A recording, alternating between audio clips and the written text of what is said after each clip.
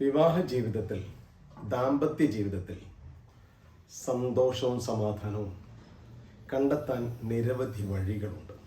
ആ വഴികളെക്കുറിച്ചാണ് ഇന്ന് പറയാൻ ഉദ്ദേശിക്കുന്നത്. ഒരു കാര്യം അതിനിടയ്ക്ക് പറയട്ടെ.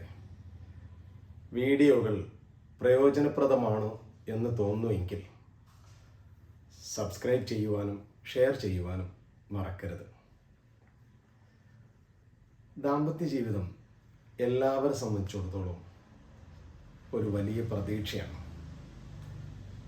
സന്തോഷവും സമാധാനവും പ്രതീക്ഷിച്ചുകൊണ്ടാണ് എല്ലാവരും വിവാഹത്തിലേക്ക് കിടക്കുന്നത്.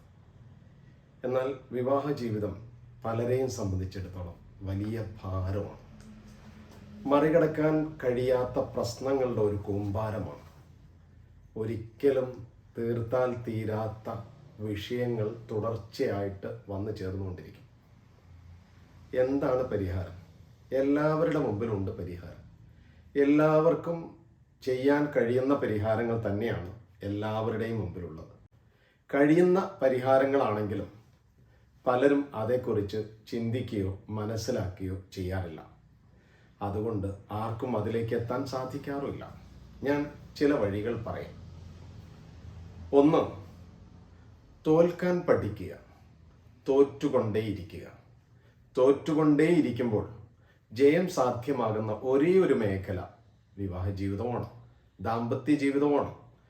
തോൽക്കാൻ പഠിക്കാത്തവർ, തോൽക്കാൻ സന്നദ്ധരല്ലാത്തവർ, തോറ്റുകൊണ്ടേയിരിക്കുന്ന, ഒരിക്കലും ജയിക്കാത്ത മേഖലയും കുടുംബജീവിതമാണ്, ദാമ്പത്യ ജീവിതമാണ്. ദാമ്പത്യ ജീവിതത്തിൽ രണ്ടംഗങ്ങൾ, ഈ രണ്ടംഗങ്ങളും പരസ്പരം മത്സരിച്ച് തോൽക്കാൻ പഠിച്ചാൽ, പലപ്പോഴും മൗനികളാകാൻ ശീലിച്ചാൽ, പലപ്പോഴും മറുവശം ജയിച്ച് നിന്നോട്ടെ എന്ന് കരുതാൻ തയ്യാറായാൽ ആ ജീവിതം വളരെ രസകരമായിരിക്കും. അതിലൊരു പ്രശ്നവും വളരെ നീണ്ടുപോകില്ല. അതിലൊരു പ്രശ്നവും നാട്ടുകാരിടപെടേണ്ട സാഹചര്യം വരില്ല. അതിലൊരു പ്രശ്നവും മക്കളെയും മറ്റുള്ളവരെയും അസ്വസ്ഥരാക്കുന്ന അവസ്ഥയിലേക്ക് എത്തില്ല. എന്നാൽ തോൽക്കാൻ കഴിയുക എന്ന് പറയുന്നത് വലിയ കഴിവാണ്. ഒരു വിഷയം തർക്കത്തിലേക്കോ കലഹത്തിലേക്കോ വലിയ പ്രശ്നങ്ങളിലേക്കോ സങ്കീർണതയിലേക്കോ പോയിക്കൊണ്ടിരിക്കുമ്പോൾ തിരിച്ചറിയാൻ കഴിയണം, ഇവിടെ ഇത് അവസാനിക്കണമെങ്കിൽ ഞാൻ തോറ്റുകൊടുക്കണം. ആരാണ് തോൽക്കേണ്ടത്? ആണിനും തോൽക്കാം, പെണ്ണിനും തോൽക്കാം. രണ്ടുപേരും തോൽക്കാൻ മത്സരിക്കുന്നവരാണെങ്കിൽ വലിയ ബഹുമാനവും വലിയ ആദരവും സ്നേഹവും അവർക്കിടയിൽ വളർന്നു വരുന്നത് കാണാൻ സാധിക്കും. അതേസമയം ഒരാൾ തോൽക്കാൻ സന്നദ്ധനായിരിക്കുകയും മറ്റേയാൾ തോൽക്കാൻ സന്നദ്ധനല്ലാതിരിക്കുകയും ചെയ്യുമ്പോൾ പലപ്പോഴും അത് പ്രശ്ന സങ്കീർണതയിലേക്കൊക്കെ പിന്നീട് പോകാം. അപ്പോൾ പരസ്പരം തോറ്റുകൊടുക്കുന്നത് വഴി നമ്മൾ ജയിക്കും. സമൂഹത്തിൽ ആരും അറിയാതെ നമ്മുടെ പ്രശ്നങ്ങൾ അവസാനിച്ചു പോകും. നമ്മുടെ കുട്ടികളുടെ ജീവിതം താറുമാറാവാതെ തന്നെ ആ പ്രശ്നങ്ങൾ അവസാനിച്ചു പോകും. പക്ഷേ തോൽക്കാനുള്ള കഴിവ്, തോൽക്കാനുള്ള സന്നദ്ധത എന്ന് പറയുന്നത് വലിയ ത്യാഗമാണ്. രണ്ടാമത്തെ വഴി, പ്രശ്നങ്ങൾ ഏത് തരം കാരണങ്ങൾ കൊണ്ടാണ് ഉണ്ടാകുന്നത് എന്ന് പരിശോധിക്കുക എന്നതാണ്. ശരിയും തമ്മിൽ ഏറ്റുമുട്ടാം, ശരിയും തെറ്റും തമ്മിലും ഏറ്റുമുട്ടാം. ഭാര്യയോ ഭർത്താവോ അവിഹിതമായ ബന്ധങ്ങൾ പുലർത്തുകയോ പ്രണയവും സ്നേഹവുമൊക്കെ ഭാര്യ ഭർത്താക്കന്മാർക്കിടയിൽ നിന്നും വ്യത്യസ്തമായ പുറത്തുള്ള ഏതെങ്കിലും വ്യക്തികളിലേക്ക്, ഏതെങ്കിലും ക്ലാസ്മേറ്റിലേക്കോ മറ്റുള്ളവരിലേക്കോ അത് പുലർത്തുകയും ചെയ്യുമ്പോൾ അവിടെ എതിർ കക്ഷിയുമായിട്ടുണ്ടാകുന്നത് തെറ്റും ശരിയും തമ്മിലുള്ള ഏറ്റുമുട്ടലാണ്.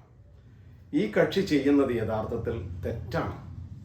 അവിഹിതമായ ബന്ധങ്ങൾ പുലർത്തുക, അതുപോലെ പ്രണയവും സ്നേഹവും ഒക്കെ ഈ വ്യക്തികൾക്ക്, ഈ വൃത്തത്തിന്, കുടുംബ വൃത്തത്തിന് പുറത്തേക്ക് നിലനിർത്തുകയും ഇവിടെ വളരെ ഫോർമലായ ബന്ധങ്ങൾ മാത്രം നിലനിർത്തുകയും ചെയ്യുന്നത് തെറ്റായ പ്രവണതയാണ്. അതുകൊണ്ട് തന്നെ അവിടെ തെറ്റും ശരിയും തമ്മിലായിരിക്കും ഏറ്റുമുട്ടലുണ്ടാവുക.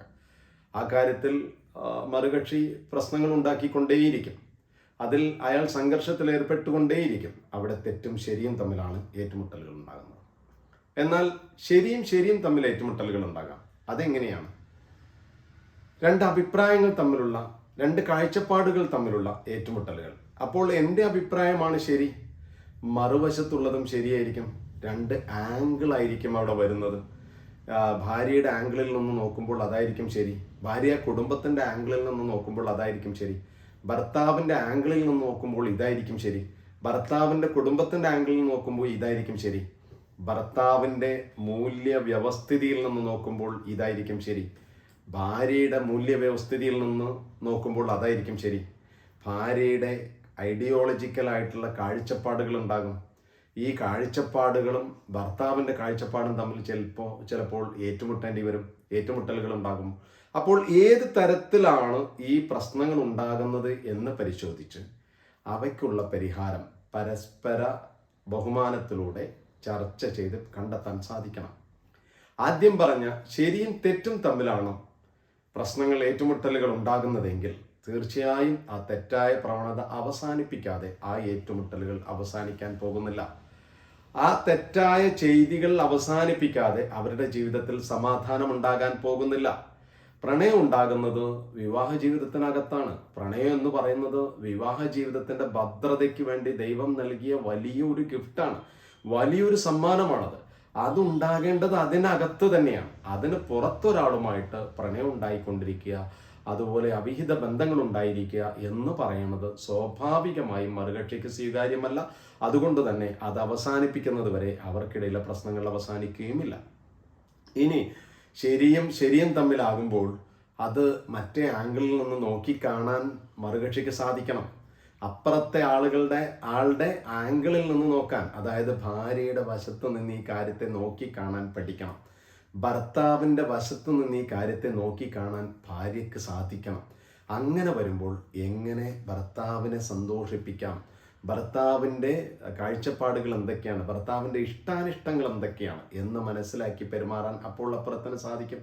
അതുപോലെ ഭർത്താവിൻ്റെ ഇഷ്ടാനിഷ്ടങ്ങൾ പരിഗണിക്കപ്പെടുന്നത് പോലെ തന്നെ പ്രധാനമാണ് ഭാര്യയുടെ ഇഷ്ടാനിഷ്ടങ്ങളും പരിഗണിക്കുക എന്നുള്ളത്. അപ്പോൾ അത് ഭർത്താവാണ് ശ്രദ്ധിക്കേണ്ടത്. അങ്ങനെ പരസ്പരം ഇഷ്ടാനിഷ്ടങ്ങൾ പരിഗണിച്ചുകൊണ്ട് മുന്നോട്ട് പോകാനുള്ള ഒരു ധാരണയിലേക്ക് എത്തുമ്പോൾ ആ ജീവിതം വളരെ രസകരമായിട്ട് തീരും. ഇതാണ് രണ്ടാമത്തെ വഴി എന്ന് പറയുന്നത്. ഇതിൻ്റെ തന്നെ തുടർച്ചയായിട്ട് വരുന്നതാണ് മൂന്നാമത്തെ കാര്യം. എന്തുകൊണ്ടാണ് രണ്ട് കാഴ്ചപ്പാടുണ്ടാകുന്നത്, എന്തുകൊണ്ടാണ് അയാൾ ഞാൻ പ്രതീക്ഷിച്ച പോലെ അല്ലാത്തത് എന്ന് തിരിച്ചറിയുക. നമ്മളൊരളവുകോൽ വെച്ച്, നമ്മൾ ചില സ്വപ്നങ്ങൾ വെച്ച്, കണ്ട സീരിയലുകളുടെയും സിനിമകളുടെയും വായിച്ച കഥകളുടെയും സുഹൃത്തുക്കളുടെ അഭിപ്രായങ്ങളിൽ നിന്നുമൊക്കെ നാം രൂപപ്പെടുത്തിയ കാഴ്ചപ്പാടുകൾ വെച്ച് നമ്മുടെ ഇണയെ അളക്കാൻ ശ്രമിച്ചാൽ അത് വലിയ പരാജയത്തിലേക്കും നിരാശയിലേക്കും നമ്മളെ നയിക്കും. വന്ന വ്യക്തിയെ മനസ്സിലാക്കാൻ കഴിയണം, തിരിച്ചറിയണം. അഡ്ജസ്റ്റ്മെന്റ് ജീവിതമല്ല, അറിഞ്ഞുള്ള ജീവിതമാണ് പ്രധാനം. അതറിയണമെങ്കിൽ ഈ നമ്മുടെ മുൻവിധികൾ, നമ്മൾ മുന്നേ പല കാരണങ്ങളിലൂടെ പല വഴികളിലൂടെ ഉണ്ടാക്കിയെടുത്ത ഇണയെക്കുറിച്ച കാഴ്ചപ്പാടുകൾ മാറ്റിവെക്കണം. എന്നിട്ട് വന്ന വ്യക്തിയെ, നമ്മളോടൊപ്പം ചേർന്ന വ്യക്തിയെ പഠിച്ച് അറിഞ്ഞ് മനസ്സിലാക്കണം. അതിൽ പ്രധാനപ്പെട്ട ഒരു കാര്യം എന്ന് പറയുന്നത് അവരുടെ മാതാപിതാക്കളും അവർ ജീവിച്ചു വളർന്ന സാഹചര്യവും അവരുടെ അധ്യാപകരും അവർ വായിച്ച പുസ്തകങ്ങളും അവർ വളർന്ന പശ്ചാത്തലവും എല്ലാം വേറെയുള്ളതാണ്, മറ്റൊന്നാണ്. അതെല്ലാം വേറെ ഒന്നാണ്. അപ്പോൾ അതെല്ലാം വേറെ ഒന്നായിരിക്കുമ്പോൾ അവരുടെ കാഴ്ചപ്പാടുകളും പ്രകൃതവും സ്വഭാവ രീതിയും വീട് മാനേജ് ചെയ്യുന്ന രീതിയും ഒക്കെ വേറൊന്നായിരിക്കും. അതുപോലെ തന്നെ ഭാര്യ മനസ്സിലാക്കണം, താൻ വളർന്ന ചുറ്റുപാടിലല്ല ഭർത്താവ് വളർന്നത്. അയാളുടെ കുടുംബജീവിത പശ്ചാത്തലം, അയാൾ വളർന്ന പശ്ചാത്തലം, അയാളുടെ മാതാപിതാക്കൾ, അയാൾ വായിച്ച പുസ്തകം, ഇതെല്ലാം വേറെയാണെന്ന് ഭാര്യയും മനസ്സിലാക്കുക. എങ്കിൽ പരസ്പരം ബഹുമാനത്തിലേക്ക് തിരിച്ചെത്തുവാനും സ്നേഹത്തിലേക്കും ആദരവിലേക്കും തിരിച്ചെത്തുവാനും സാധിക്കും. ഇത് വളരെ പ്രധാനമാണ്. രണ്ട് വളരെ വ്യത്യസ്തമായ ചുറ്റുപാടിൽ നിന്ന് വ്യക്തികളാണ്, രണ്ട് വളരെ വ്യത്യസ്തമായ ചുറ്റുപാടിൽ നിന്ന് വന്ന വ്യക്തികളാണ് കുടുംബജീവിതത്തിലേക്ക് പ്രവേശിക്കുന്നത് എന്ന് മനസ്സിലാക്കൽ വളരെ പ്രധാനമാണ്. അത് പ്രധാനമാണ് എന്ന് തിരിച്ചറിഞ്ഞ് അങ്ങനെ അറിയാനുള്ള ബോധപൂർവമായ ശ്രമം നടത്തിയാൽ ഇന്ന് തന്നെ നമുക്ക് സമാധാനത്തിലേക്കും സന്തോഷത്തിലേക്കും എത്താൻ സാധിക്കും. കുടുംബജീവിതത്തിൽ ദാമ്പത്യ ജീവിതത്തിൽ പ്രതീക്ഷിച്ച സന്തോഷം നമുക്ക് വീണ്ടെടുക്കാൻ സാധിക്കും. ഇനി പ്രധാനപ്പെട്ട മറ്റൊരു വിഷയം സ്ത്രീകളുമായിട്ട് ബന്ധപ്പെട്ടതാണ്. സ്ത്രീകൾ സ്ത്രീകളെ മാനിക്കാൻ പഠിക്കുക, സ്ത്രീകൾ സ്ത്രീകളെ സ്നേഹിക്കാൻ പഠിക്കുക. ഉദാഹരണത്തിന് ഭർത്തൃമാതാവും സ്ത്രീയാണ്, ഭാര്യയും സ്ത്രീയാണ്. ഈ മരുമകളും ഭർത്തർ മാതാവും തമ്മിൽ, ഒരു മകളും മാതാവും തമ്മിലുള്ള ബന്ധം ഉണ്ടായിക്കഴിഞ്ഞാൽ പൊതുവെ പുരുഷന്മാരുടെ ജീവിതം എല്ലാ അർത്ഥത്തിലും സന്തോഷകരമായി തീരും. 3 സ്ത്രീകൾ വളരെ സ്നേഹത്തോടെ കൈകോർത്ത് ഒരുമിച്ച് കഴിഞ്ഞാൽ ആണുങ്ങളുടെ ജീവിതം വളരെ രസകരമായിട്ട് തീരും. മാതാവും ഭാര്യയും പെങ്ങളും ഇവർ ഒന്നായി തീർന്നാൽ പിന്നെ ആണിൻ്റെ ജീവിതം സ്വർഗമാണ്. പക്ഷെ ഇവിടെ സ്ത്രീകൾ പരസ്പരം മാനിക്കാൻ പഠിക്കണം.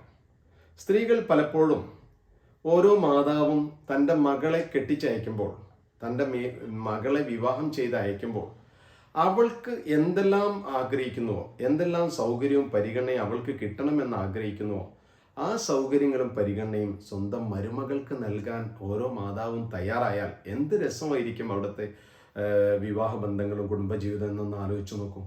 അങ്ങനെ നൽകാനുള്ള ഹൃദയ വിശാലത യഥാർത്ഥത്തിൽ ഓരോ മാതാവിനും ഉണ്ടാകേണ്ടതുണ്ട്. ഈ മാതാവ് തിരിച്ചറിയണം, ഞാനും ഇതുപോലെ കല്യാണം കഴിച്ച് കൊണ്ടുവരപ്പെട്ട ആളാണ്, ഞാനും ഇതുപോലെ വിവാഹത്തിലൂടെ ഈ വീട്ടിലെത്തിയ ആളാണ് എന്ന് ഈ മാതാവ് തിരിച്ചറിയണം. പക്ഷെ ആ കാലമല്ല ഈ കാലം. അതുകൊണ്ട് അന്ന് എനിക്ക് കിട്ടാത്തതൊന്നും ഇന്ന് ഇവർക്കും വേണ്ടതില്ല എന്ന് തീരുമാനിക്കാൻ പാടില്ല. അവിടെ സംഘർഷങ്ങൾ ഉണ്ടാവും. അവിടെ മകന്റെ ജീവിതമാണ് താളം തെറ്റുക എന്ന് തിരിച്ചറിയാൻ നമുക്ക് സാധിക്കണം. ഈ കാലഘട്ടത്തിനനുസരിച്ചുള്ള സൗകര്യങ്ങളും സന്തോഷവും സ്നേഹവും ഒക്കെ നൽകാൻ മാതാവിന് കഴിയണം. അതുപോലെ തന്നെ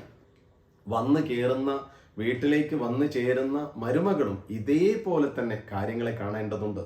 സ്വന്തം മാതാവിനോട് സ്വന്തം സഹോദരന്റെ ഭാര്യ എങ്ങനെയൊക്കെ പെരുമാറണം, അവരെ എങ്ങനെയൊക്കെ ആദരിക്കണം, അവരെ എങ്ങനെയൊക്കെ സ്നേഹിക്കണം, അവർക്ക് എന്തെല്ലാം പരിഗണനകൾ കൊടുക്കേണ്ടതുണ്ട്, എന്തെല്ലാം സേവനങ്ങൾ ചെയ്തു കൊടുക്കേണ്ടതുണ്ട് എന്ന് ഓരോ പെണ്ണും ആഗ്രഹിക്കുന്നു. അതേപോലെ ചെന്ന് കയറുന്ന വീട്ടിലെ മാതാവിനോട് അങ്ങനെ പെരുമാറാൻ കഴിഞ്ഞാൽ എന്ത് രസമായിരിക്കും.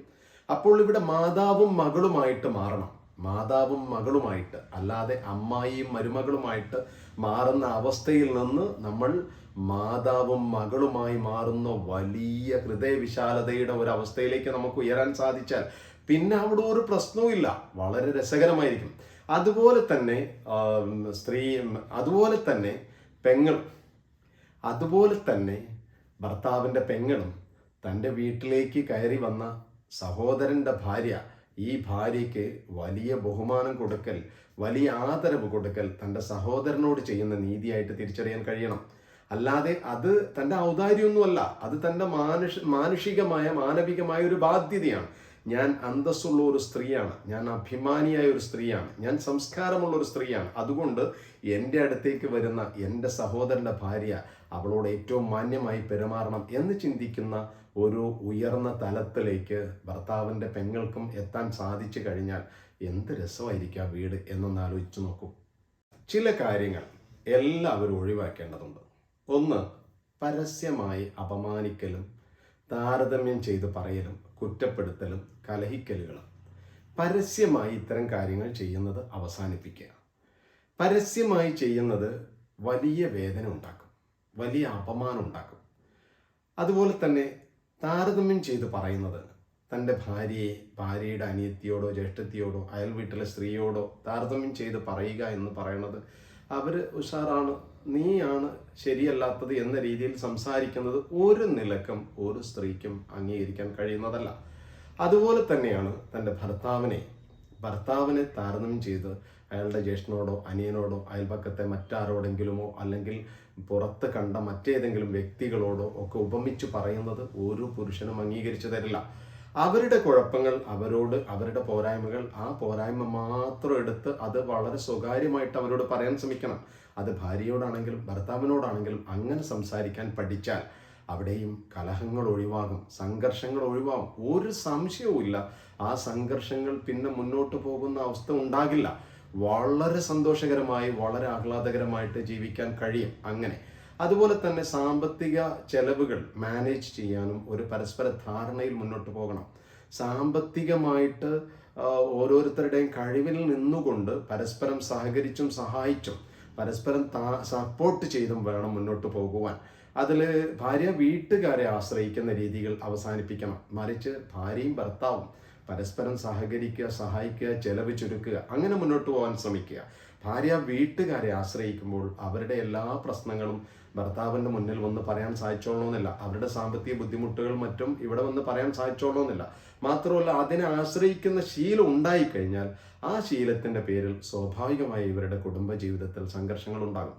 അത് നിയമപരമായും അതുപോലെ മതപരമായും ഒക്കെ തെറ്റായ കാര്യങ്ങളാണെന്ന് മനസ്സിലാക്കുക. ഭാര്യ വീട്ടുകാരെ സാമ്പത്തിക കാര്യത്തിൽ ആശ്രയിക്കുക എന്ന് പറയുന്നത്, അവരുടെ ഔദാര്യത്തിൽ വല്ലതും ചെയ്യുന്നുണ്ടെങ്കിൽ അത് നിരസിക്കണമെന്നില്ല.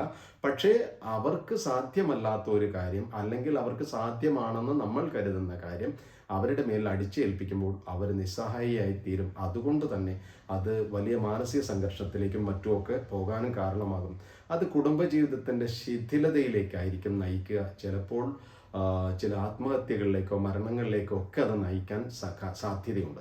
അതുപോലെ തന്നെയാണ് പരസ്പരം ശാരീരികമായ കുറ്റപ്പെടുത്തലുകൾ, ശാരീരികമായ വൈകല്യങ്ങളെക്കുറിച്ച് പറഞ്ഞ് ബോഡി ഷെയ്മിങ് നടത്തുന്നത്, നിറത്തെക്കുറിച്ചോ ശരീരഘടനയെക്കുറിച്ചോ പരിഹസിക്കുന്നത് അതിക്രൂരമാണ്. ഒരു കാരണവശാലും അംഗീകരിച്ചു കൊടുക്കാൻ കഴിയുന്നതല്ല. അത് കുറ്റകരമാണ്. എല്ലാ അർത്ഥത്തിലും അത് കുറ്റകരമാണ്. അതുകൊണ്ട് തന്നെ ബോഡി ഷെയ്മിങ് എന്ന് പറയുന്നത് ഭാര്യയാണെങ്കിലും ഭർത്താവിനെ ആണെങ്കിലും ചെയ്യുന്നത് ഒരിക്കലും അവസാനിക്കാത്ത പ്രശ്നങ്ങളിലേക്ക് നയിക്കും. നമ്മുടെ കൊച്ചു കുടുംബത്തിൽ ഒതുങ്ങി ജീവിക്കുക. നമ്മുടെ ജീവിതത്തിൽ നമ്മുടെ ഭാര്യയും കുട്ടികളും അടങ്ങുന്ന ഒരു കൊച്ചു ലോകം പണിത് വളരെ സന്തോഷപൂർവ്വം മുന്നോട്ട് പോകാൻ എല്ലാവരും ശ്രമിക്കുക. സൗഭാഗ്യങ്ങൾ ഉണ്ടാവട്ടെ, സന്തോഷങ്ങൾ ഉണ്ടാവട്ടെ എന്ന് ആശംസിച്ചുകൊണ്ട് ഈ സെഷൻ ഇവിടെ അവസാനിപ്പിക്കുകയാണ്. Thank you.